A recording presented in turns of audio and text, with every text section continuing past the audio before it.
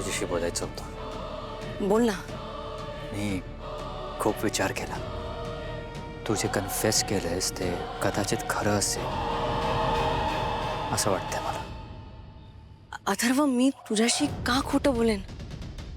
मी तुला जे काही सांगितलं किंवा सांगणार आहे ते सगळं खरं आहे. तुझ्यावर विश्वास ठेवणं तसं अवघड आहे आता. पण मला जे फील होतंय ते मी घरात कोणाला सांगू, कोणासोबत शेअर करू ते कळत नाही मला. मला सांग ना, तुला जे बोलायचंय, जे काही तुझ्या मनात आहे ते माझ्याशी बोल, फ्रीली बोल. अथर्व, हे बघ, जे आपल्या नशिबात होतं ते घडलंय, ते आपण बदलू शकत नाही. पण एक गोष्ट लक्षात ठेव, माझं तुझ्यावर मनापासून प्रेम आहे, नेहमी होतं आणि नेहमी राहील. आणि मी नेहमी तुझ्या भल्याचाच विचार करणार आहे. बिलीव्ह मी. माया, जे घडलं ते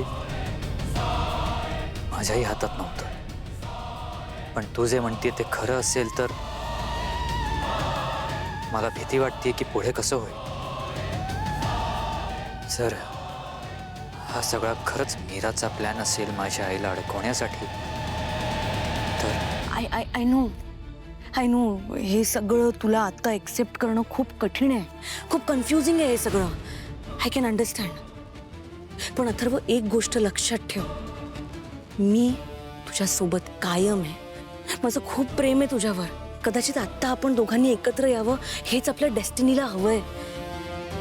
अथर्व, ट्रस्ट मी, माझं अजितशी लग्न झालेलं नाहीये. हा सगळा फक्त ड्रामा आहे.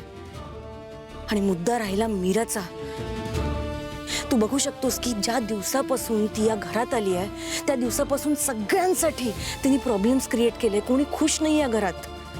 अथर्व, मला माहिती आहे हा डिसिजन जो तुला कदाचित घ्यावा लागणार आहे हा कठीण आहे, पण सगळ्यांचं भलं आहे यात.